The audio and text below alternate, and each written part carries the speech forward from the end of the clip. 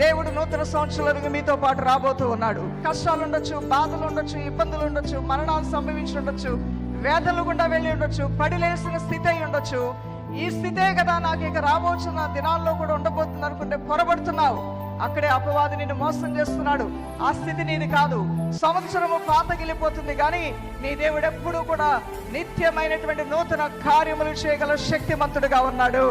నూతన కార్యాలు చేయడానికి తన పదములో పరిగెత్తుతూ ఉన్నాడు. దైవజనమా, ఒక యెహోషువ లాగా నీ పిలుపుని బట్టి నేను ముందుకు సాగిపోతాను ప్రభువా అనే వారు ఎవరైనా ఉంటే, నీ ద్వారా దేవుడు నీ కుటుంబానికి గొప్ప మేలు చేయబోతూ ఉన్నాడు. నీ ద్వారా ఈ సమాజానికి గొప్ప మేలు చేయబోతూ ఉన్నాడు. నీ ద్వారా నీ ప్రజలని దేవుడు ఆదుకోబోతున్నాడు.